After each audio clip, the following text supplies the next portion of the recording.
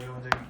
요즘에 내과 선생님들 굉장히 좀 힘들어 하시는데, 요즘에 다. 예, 검진센터에서 환자들도 조금 종년 검진도 대비 많이 줄은 것 같고, 검진도 많이 줄었다. 예, 검진도 많이 줄었고, 원래 연초부터 해서 중간까지 검진이 계속 많았는데, 올해는 좀 특수한 경우, 올해도 좀 유난히 좀 줄었다. 예, 올해 뭐, 근데 계속 이렇게 계속 감소되고 있지 않나? 내가 생각할 때는. 그래서 이렇게 예를 들어서 뭐 재작년에 비해서 작년이 좋아졌다가 지금 이렇게 떨어지는 거 아니고 조금씩 계속 이렇게 떨어지고 있는 거 아니냐 이거지. 매년 조금씩 매년씩 이렇게 우하향, 매년 우하향 하고 있는 거 아니냐 이거지. 네, 그렇게 하고 있는 것 같습니다. 근데 이제 올해는 좀 더 심한 것 같다. 올해는 좀 뭐 피부가 느껴질 정도로. 여러 가지 이슈로 어떤 이슈? 이제 의정 갈등? 예, 의정 의대 갈등 증원 예, 문제? 예, 맞습니다. 그게 나도 그 이야기를 좀 들었는데 네, 근데 의대 증원 갈등하고 왜 이 환자가 줄어드는 거하고 무슨 상관이야? 나는 어디서 어떤 원장님이 그런 이야기를 하시더라고. 뭐 의정 갈등 이런 것 때문에 의사에 대한 그 사회적 인식이 좀 국민들 사이에서 좀 나빠지면서 병원 방문을 좀 자제하는 거 아니냐 그렇게 말을 그렇게 해석하시는 분이 있더라고. 어떤 원장님이. 그렇게 받아들이시는 분도 계신 것 같습니다. 나는 근데 그건 좀 아니라고 생각하거든. 맞습니다. 나는 그거하고는 별로 상관없다고 생각하거든.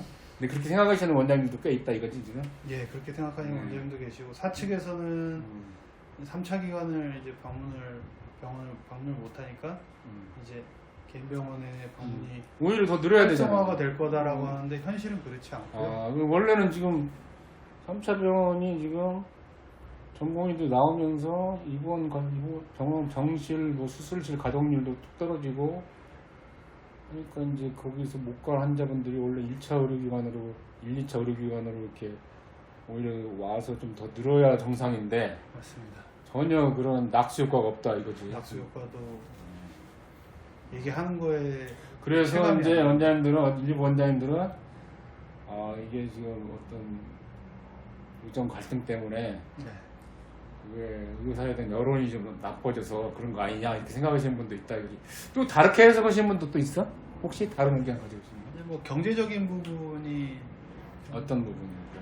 이제 아무래도 경기가 좀 안 좋다? 경기가 안 좋으니까 이제 검진을 1년에 한 번씩 하는 거를 2년에 한 번씩 한다거나 텀을 좀 늘린다거나 이런 경우가 있지 않을까 예상하시는 원장님들도 계십니다.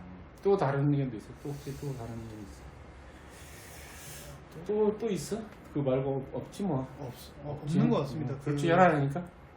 둘 중에 의정 갈등이냐 아니면 경기 침체 둘 중에 하나? 맞습니다. 아니면 둘 다 겹쳤다? 또 있습니다. 또 뭐? 이제 잘 되는 데들은 신규 개원 내과가 계속 생깁니다. 아, 병원 수도 늘어났다? 계속 늘고 있다? 예, 이제 환자가 많은 곳 경쟁이 좀 치열해지니까 이제 경쟁이 치열해집니다. 환자도 좀 갈리는 아니니까 예. 나눠진다 이거지. 조금이라도 나눠지지 않을까. 나눠지는 부분도 예. 있고 그래서 좀 줄어드는 부분도 있다. 예. 근데 뭐 작년에는 개원 안 했을까? 재작년에도 개원하고 그랬을 텐데. 네, 뭐 재작년에는 개원 안 하셨나? 저도 코로나 때는 안 하셨나? 저도 오래됐지만 이제 뭐 메인 지역에 있는 내과들 보면 처음에는 내과 선생님 3분이셨다가 현재는 내과 이제 닥터 명수만 보면 15명, 16명 된 지역도 있고요. 이게 무슨 소리야? 이게 처음에 3명으로 시작했는데 사거리에 세 분으로 시작하셨는데 그 근처에 병원에 이제 병원이 이제 늘어가지고 내과 닥터만 15분 이상 되시니까 거기에 3명이 있었는데 병원이 늘어나가지고 맞습니다. 15명? 3명에서? 그러니까 이제 뭐 바로 근거리는 아니지만 그 근처로 지금 한 1, 2km 그 근방 사이에 그것도 이제 검진 뭐 이슈로 해가지고 검진만 말씀드린 검진만 말하는 예, 거지. 지하의 선생님들만 말씀드린 거고 어차피 검진 아니면 내과는 사실 먹고 살 길이 없으니까 맞습니다. 다 검진으로 할 거야 아마 개원을. 그런 환경이 조금 변하지 않았나. 그런 것도 있고. 예. 그다음에 이제 또 다른 뭐 이야기는 없죠. 뭐 결국 세 가지 중에 하나네. 그러니까 일단 경기 침체가 정 갈등. 개원이수 증가, 의정 갈등 뭐 이런 것들이긴 해 이제. 네. 병원마다 조금 차이는 있을 것 같긴 합니다. 근데 이제 이 상황에서 5,000명까지 늘리면 3,000명에서 그러면 의사들은 골로 가는 거네, 나락으로 가는 거네 지금도 힘든데. 응? 앞으로 전공의 선생님들이 이제 나오기가 좀 어려운 상황처럼 보이기도 하고. 개원하기는 힘들다. 아니, 개원은 이제 나와서 많이 수련을 받는다고 해도 개원할 자리도 없을 거 아니야 이제. 또 치고 들어. 물론 치고 들어오는데 어디든 치고 계속 들어올 들어오다가 마지막에는 이제 그렇죠. 더 이상 못 들어올 수도 있는 거 아니야 이제. 맞습니다. 그런다고 해서 또 기존에 있던 원장님들이 된다고 해서 뭐 지금도 뭐 우리나라 평균 수명도 늘어나는데 아마 벽에 똥칠 때까지는 다 하지 않을까라는 생각이 드는데 이제 쉽게 빼어보지 않을 텐데. 모 원장님 얘기지만 이제 병원 이제 전문의 선생님이 아카데미 학원처럼 열어서 이제 전공이 안 따시고 나오는 이제 보드를 안 따시고 나오는 선생님들은 이제 사회에 나와서 수련 보드라고 하지 말고 전문이라고 네. 못 알아들었으니까. 전문의를 안 따고 나온 선생님들은 이제 안 따고 나오셨으니까 이제 병원 아카데미 같은 데 가서 시술이라든가 내시경 기술을 배워가지고 이런 걸 이제 하는 가르치는 학원이 또 생길 거다. 양성학원처럼 양성학원이? 생겨서 이걸 또 일정 시간을 트레이닝 하다 보면 또 할 수 있는 기술을 배우지 않을까. 그러니까 이제 그렇게 얘기하시는 원장님도 계시더라고요. 다 교수님이 될 건 아닌데 그 트레이닝을 다 할 필요는 있냐. 네. 트렌드가 그렇게 바뀔 수 내시경 있다. 아카데미 뭐 이런 거 초음파 아카데미 이런 식으로. 맞습니다. 초음파 아카데미, 내시경 뭐 아카데미. 당뇨 아카데미, 뭐 피부과 이제 서저리 아카데미. 그렇지, 피부과 아카데미. 예. 네, 내가 알기로는 지금도 조금 뭐 내시경 아카데미까지는 아니어도 피부과는 이미 그런 거 있는 걸로 알고 있고. 근데 결국은 지옥이네 이제. 사회는 지옥이라 그만. 저기 좀 어떻게 보면 경제적으로 돌아가는 이렇게 돼버리지 않을까라는 우려를 하시는 원장님도 계시더라고요. 그러면 이제 우리가 그 경제 원칙에 따르면 수요와 이제 공급이 있잖아. 이렇게. 맞습니다. 이제 계속 사실 뭐 정부에서는 그런 논리를 많이 이야기를 하는데 인구는 줄어들지만 노령화 현상이 증가하기 때문에 환자 수는 늘 거다. 뭐 이런 논리로 이야기를 하거든 지금 정부에서는. 그래서 의사 수가 더 많이 필요하다 이렇게 생각을 하는데 글쎄 내가 볼 때는 그건 조금 그냥 절대적인 수가 일단 줄어드는데 환자가 쉽지 않을 것 같고 그리고 공급되는 의사가 이렇게 많이 늘어나고 있는데 지금 5,000명이 아닌데도 3,000명인데도 이렇게 지금 늘어나고 있는데 현실적으로 만약 5,000명이 되면은 그분들이 다 그런 식으로 아카데미 출신들이 이제 병원을 한다 그러면 참 내 생각에는 인건비도 많이 내려가지 않을까 그렇게 되면은 그럴 것 같은데 예를 들면 이제 페이도 월급도 뭐 지금 뭐 얼마를 받는다. 예를 들면 뭐 소화기내과 전문의가 뭐 얼마를 받는다. 근데 10년, 20년 뒤에는 내 생각에 지금 받는 월급의 반도 못 받을 가능성도 있다. 그리고 어차피 만약에 이제 대형 검진센터에서 이제 그런 월급제 의사들을 이렇게 뽑을 때 내 생각에는 뭐 기준이 따로 있겠어? 별거 있겠어? 무조건 내가 만약에 대표 원장이라면 무조건 딱 지원자들한테 그렇게 말할 것 같아. 자기 받고 싶은 월급 쓰라고. 응? 그러면은 이제 입찰이 들어가는 거지. 쉽게 해서 입찰이 들어가서 거기서 제일 적게 쓰는 사람을 난 뽑을 것 같아. 예? 그러면은 뭐 막말로 이야기해서 뭐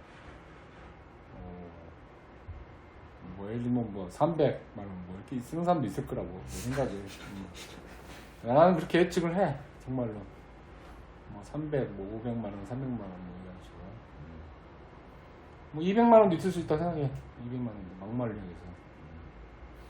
그럼 지금 취업 못하고 개업도 못하는데 개업은 당연히 못하고 이제 앞으로 이제 월급쟁이 이 사람만 이제 남아서 그러니까 개업은 거의 불가능하다고 보거든. 앞으로 이런 식으로 따지면 결국은 이제 평생 월급쟁이를 해야 되는데 이제 그런 자리가 이제 넘쳐나고 이제 어차피 환자 수는 딱 정해져 있는데 의사는 계속 늘어날 거고 그러면은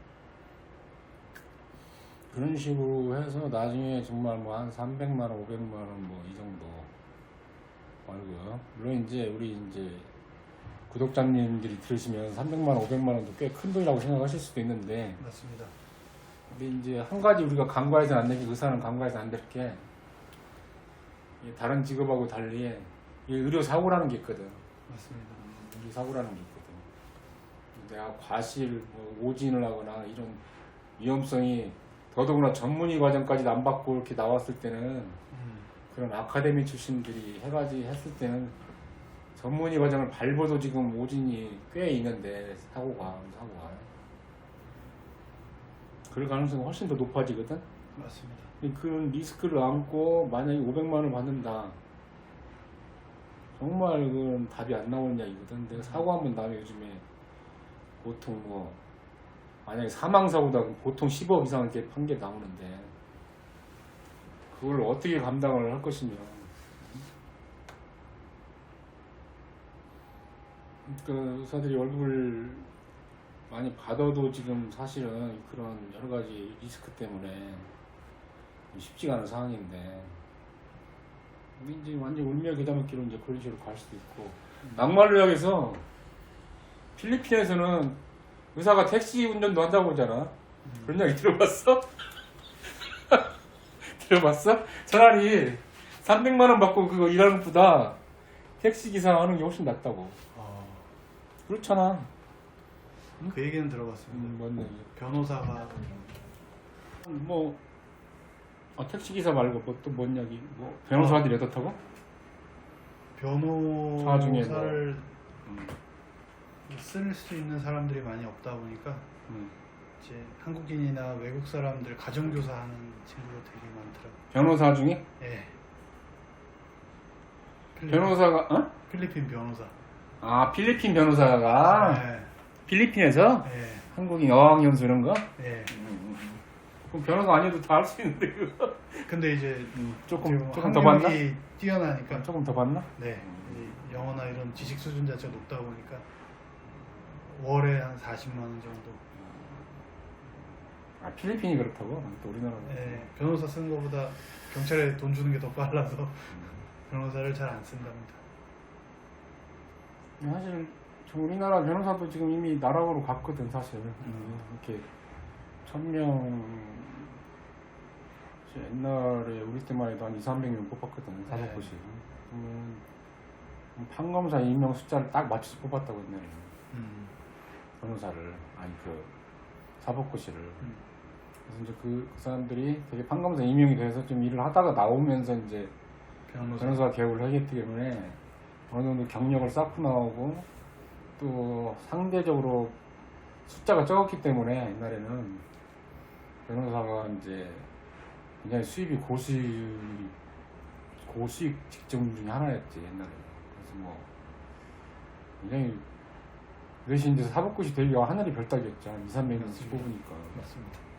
이제 적게 뽑는 대신에 그만큼 이제 미래가 보장되는 확실한 직업이었거든. 변호사라는 직업이. 근데 지금은 이제 1000명 뽑는 시대로 확 늘어나면서부터 사법고시를 이제 그때부터는 이제 변호사 시장이 완전히 죽어버린 거야. 그래서 내가 이제 듣기로는 그 이후에 다시 이제 로스쿨로 다시 또 확대가 되면서 더 늘었지 지금 아마 내가 알기로는 한 1500명 정도 될 거야 지금 로스쿨로 되면서.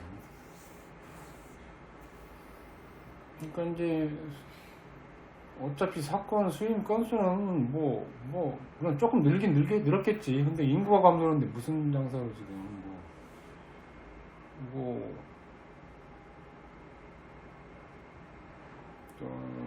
그러다 보니까 이제 지금은 그리고 또 문과 쪽에서는 대안이 없대. 그 내가 아는 친구가 소위 말해서 이제 좀 명문대 뭐 경영 경제학과인가 이렇게 나왔는데 결국은 로스쿨을 가더라고. 왜 가냐 그랬더니 갈 데가 없대. 그나마 인문계열에서는 이제 피신처가 이제 로스쿨이고 이과에서는 이제 의대인데 물론 이제 로스쿨에서도 뭐 잘해서 어떻게 해서 나와서 이제 요즘엔 바로 임용은 안 돼. 그거 알아? 판검사를 임용은 안 돼 요즘에. 그럼 어떻게? 바로 변호사 생활을 해야 돼. 아, 내가 알기로는 몇 년을 해야 돼 기본적으로. 그러면은 어디 로펌을 가서 근무를 하든지 뭐 아니면 어디 뭐 개인적으로 하든지 아니면 어디 개인 사무실에서 뭐 인턴 생활 같은 걸 하든지 이렇게 해서 어떤 경력을 쌓고 나면 그 다음에 이제 판검사 임용 무슨 뭐 그런 인터뷰 같은 게 있나 시험이라든지 뭐 정확히 모르겠는데 예를 들면 3년이면 3년 뭐 5년이면 5년 정도 변호사 생활을 한 사람들을 대상으로 해서 뽑는 게 있나 봐. 왜냐면 우리 환자분 중에 한 분이 따님이 그렇게 해서 판사가 되셨다고 하더라고. 로스쿨 나와가지고 좀 대단하다고 생각했는데 이제 그 정도 되면은 이제 괜찮지. 판검사 임용이 되면은. 그렇죠. 그냥 우리나라는 뭐 다 알겠지만은 뭐 다 아는 이야기라 내가 뭐 꺼려서 말하기도 그러는데 판검사 임용이 되면서 이제 어느 정도 경력을 쌓고 이제 나중에 변호사가 나오잖아. 그러면 소위 말해서 정관외우라는 게 있어. 그 들어봤어? 정관외우? 네, 들어봤습니다. 그래서 이제 정관외우 끝발이 한 3년 정도 간대. 한 3년 정도. 부장판사나 부장검사 나왔다. 한 3년 정도는 이제 그게 이제 통하는 거지. 나와서 이제 의뢰인들이 많이 몰려드는 거야. 그것도 알고 또 다.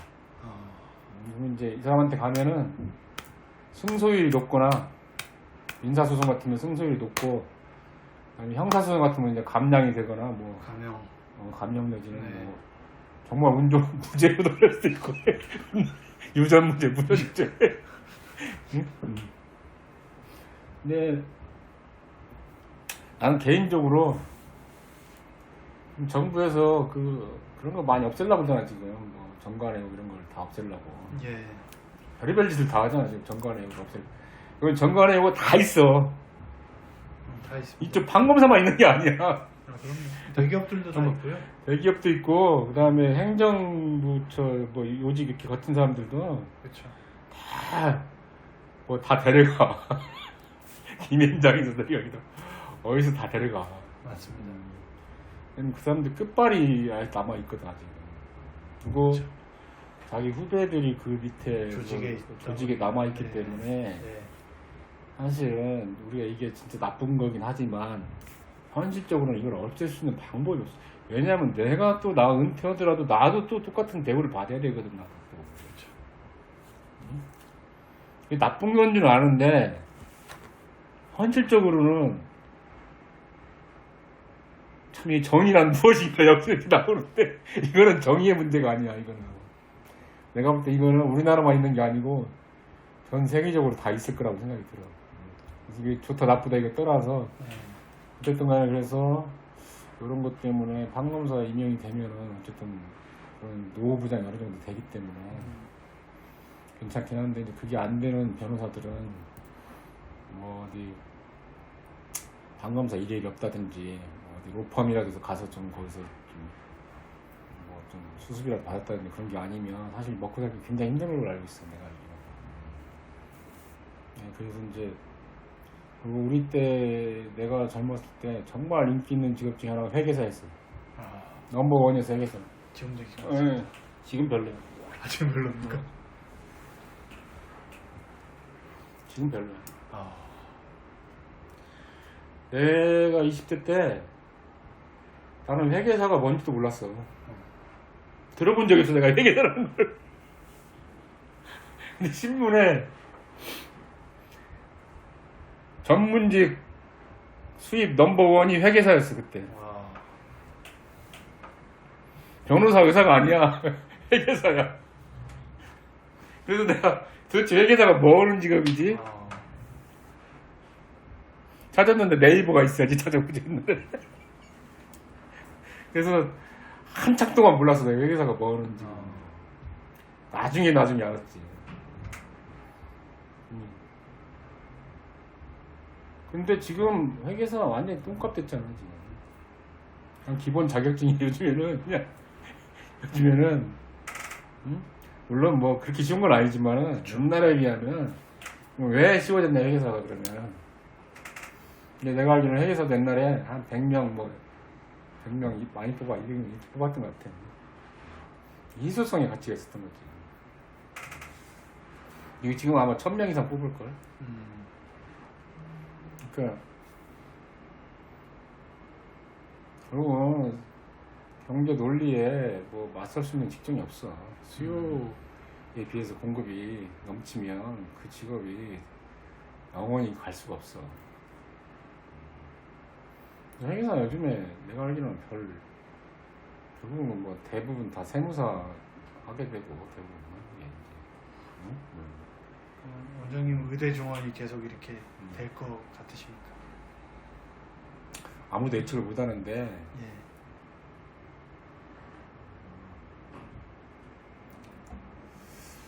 내가 이제 좀 마누라한테는 큰 소리를 쳤거든. 이건 절대 안 된다. 불가능한 일이다. 큰 소리 쳤는데 역시 윤석열 정권이 대단하더라고. 그래서 이러고 가는 거고. 나는 이제 그래서 내 생각에 전공의들이 결국은 학생들이나 전공의들이 윤석열 정권의 무대포 정신 대단하더라고. 내가 참 칭찬해. 이 정도로 대단한 줄 몰랐어. 나도 이 정도면 손 들 줄 알았어. 내 예측이 틀렸어. 내가 마누라한테는 큰 소리 뻥뻥 쳤거든. 절대 이거 할 수 없는 정책이다.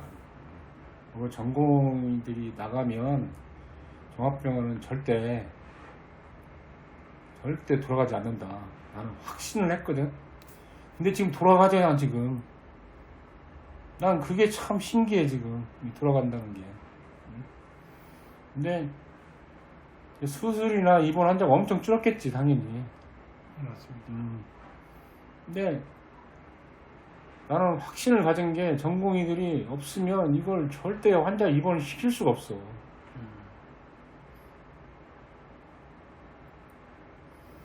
그 왜 입원을 못 시키냐면 그대는 아직 젊잖아. 그대 나이 정도면 되면은 그래도 당직을 쓸 수가 있어. 한 내가 볼 때 한 30대 후반, 40대 초반까지는 뭐 어떻게 해서 당직을 쓸 수가 있어. 근데 40대 중반 넘어가잖아. 절대 못 써 당직. 안 돼. 체력이 안 된다. 나도 이걸 몰랐는데 옛날에 왜 우리 교수님들이 이제 이렇게 회식 같은 거 할 때 보면 이제 9시쯤 되면 먼저 가셔 다 이제. 우리는 이제 좋아라 했지 속으로. 근데 그분들이 이놈들 좋아할 줄 알면서도 우리를 좋아하는 걸 제일 싫어하시는 분들이 그분들이거든. 근데 그분들이 들어갈 수밖에 없겠다 그런 생각이 들어. 2차를 못 따라가는 이유가 체력이 안 돼. 나도 좀 나이 들어보니까 이게 안 되더라고 체력이.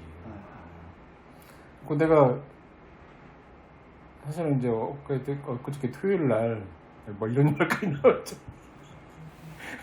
그 눈물의 여왕 봤어? 그래? 옛날에 넷플릭스 드라마 눈물의 여왕이라고. 봤습니다. 김지원하고 그 김수현 나온 네. 그거 봤어? 예. 내가 그걸 토요일 보기 시작해가지고 잠깐만요. 봤지? 어땠어? 그래는? 뭐 그게 중요한 게 아니고 나는 무지 재밌게 봤어. 그래가지고 토요일 날 집에 가가지고 그때부터 보기 시작해가지고 일요일 날 자기 전까지 정주행을 해서 16화를 다. 하루 만에 이틀 만에 8시간 너무 재밌어가지고 그리고 4번 눈물을 흘렸어. 갱년기인가 봐. 우리 마누라는 한 번도 안 울었는데 나는 4번이나 눈물을 흘렸어. 그러니까 정말 내가 그 드라마를 보면서 내가 그 생각을 했어. 내가 두 가지를 딱 느꼈어. 내가 그 드라마를 보면서. 내가 원래 그 TV 드라마를 그렇게 썩 좋아하는 편은 아닌데 내가 좋아하는 분야는 이제 철학이나 경제 뭐 이런 인문, 사회, 지리, 역사 이런 쪽 나는 좀 좋아하거든. 근데 내 생각이 잘못됐구나 그런 생각을 좀 했어. 그게 그냥 단순히 그냥 드라마라는 것을 끝나는 게 아니고 그 이제 내가 그 작품을 보면서 딱 두 가지 느낀 게 뭐냐면 한 가지는 우리 인생에서 중요한 거는 이제 칸트라고 독일 유명한 철학자가 있거든. 이 사람이 주장한 건 뭐냐면 진선미라는 거야. 삶이라는 것은 내가 한마디로 칸트의 철학을 요약하면은 진선미를 추구하는 게 삶이라는 거야. 진이라는 것은 뭐야? 어떤 알매에 대한 우리가 알고 싶어하는 어떤 욕구, 진리. 선은 어떻게 살아야 되는지, 도덕적으로 얼마나 착하게 살아야 되는지, 선하게 문제. 앞에 진은 진리의 문제. 그러니까 얼마나 진실되게 살아야 되고 어떤 알미 얼마나 중요한지. 그렇잖아요. 근데 미는 뭐냐면 말 그대로 아름다움이야. 아름다움이라는 것은 뭐냐면 예술의 세계야. 쉽게 얘기해서 예술의 세계. 우리 뭐 예술이다 그러잖아요. 보면 쉽게 말하면 예술의 세계.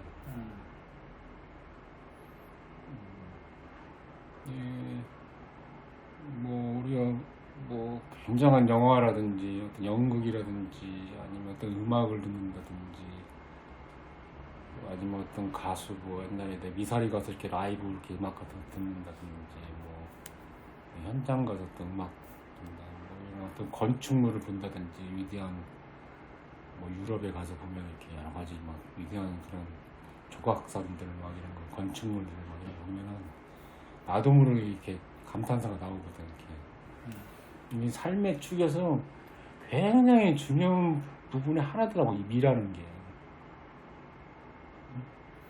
이게 진하고 선도 굉장히 중요한 가치 중에 하나인데 이것만 있으면 이 미적인 세계가 없으면 너무 삶이 재미가 없는 거야.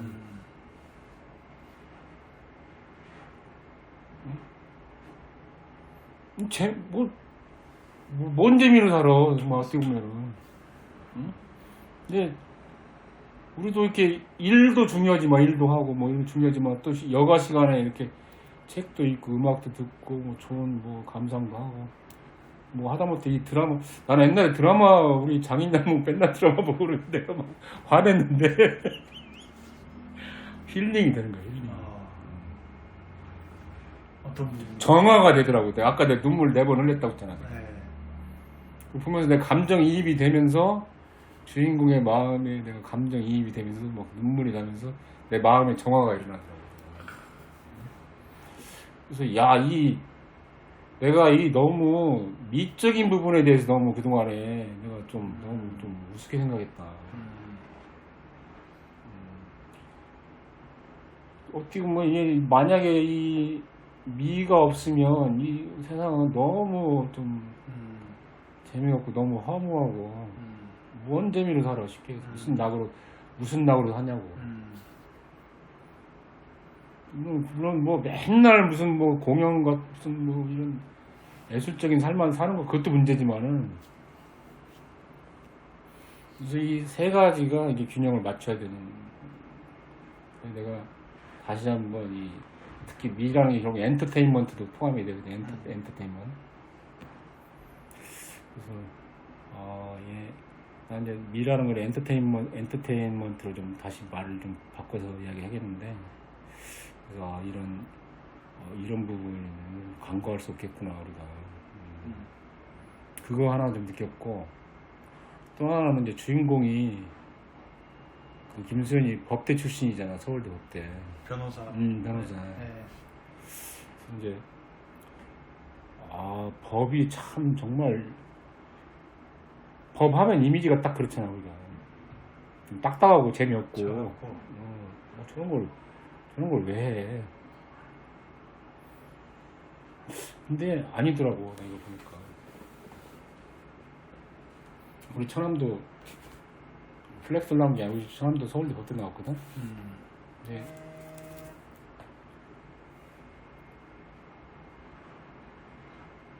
역시 문과에서는 역시 꽃이 법학이구나. 이게 법학을 아니까 모든 문제가 우리 실제 사회에서 가장 중요한 것은 법이더라고 내가 딱 보니까 그 드라마를 보니까. 하다못해 이런 재벌들은 이런 회사를 운영할 때도 제일 걸리는 게 결국은 법이더라고. 그쵸. 법을 많이 아는 자가 이 세상을 지배하는 거더라고. 그 생각이 딱 들더라고. 옛날에 우리 부모님들이 왜 이렇게 법대를 보내려고 그랬는지. 그리고 미국도 보면은 꼭 우리나라만 법대가 인기 있는 게 아니야. 로스쿨이. 미국도 뭐 하버드 로스쿨부터 시작해가지고 미국도 법학이 엄청 인기가 좋거든.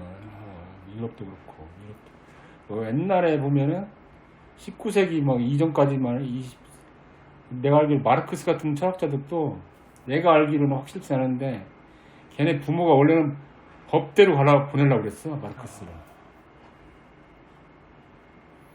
그때도 굉장히 인기 있고 아였던 거였지. 옛날에 제일 인기 있는 거는 서양에서 신학하고 법학부였거든. 어떤 그런 데를 보내면 부모 입장에서 그런 데를 보내려고 한 거는 이제 뭔가 미래가 보장이 되니까 그런 거 아니겠어. 그래서 그런 두 가지를 좀 느꼈고, 그리고 더 우리가 결론적으로 이야기해서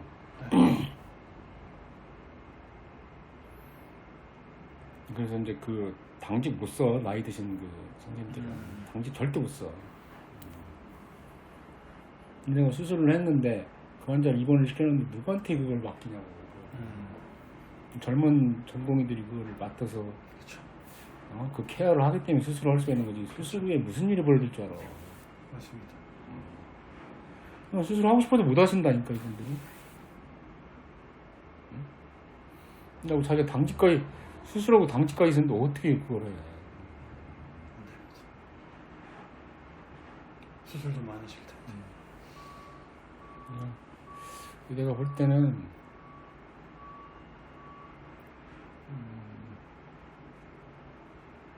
결국은 의사를 이기기는 쉽진 않을 거다. 의사를 이길 수가 없다. 그리고 의사가 뭐 이겨야 된다 그런 뜻은 절대 아니고, 결론적으로 이야기하면 의사도 지금 궁지에 몰렸다. 의사들도 오죽하면 이러겠냐 이 생각을 한 번은 생각해봐야 된다. 맞습니다. 지금 의사들이 이러는 게 절대 엄살이 아니다. 지금 전공인 학생들이 이렇게까지 할 때는 정말 한번 왜 그러는지 한번 진지하게 한번 좀 얘기를 듣고 한번 들어볼 필요가 있다. 네. 아까 우리가 지금까지 말한 그 환자 계속 줄어들고 있고 이런 굉장히 어려운 상황에서 정원까지 늘려버리면 과연 일자리가, 그리고 우리도 의사도 결론적으로 이야기하면 의사도 아까 말한 잘 나가던 변호사나 회계사처럼 그렇게 내가 볼 때는 그렇게 될 수밖에 없는데, 그 사람들하고 우리하고 차이점 뭐냐면 우리는 의료사고라는 게 있다. 결론적으로 이야기하는 거예요. 근데 그 의료사고까지 책임지면서 그 박봉을 견딜 수 있는 의사는 절대 없다. 그래서 이거는 절대 의사들 입장에서는 받아들일 수가 없는 이야기다. 사실 3,000명도 지금 버겁다 사실은. 3,000명이 나와도 이렇게 힘든데 그리고 나는 이제 그 이야기를 하고 싶다는 거지.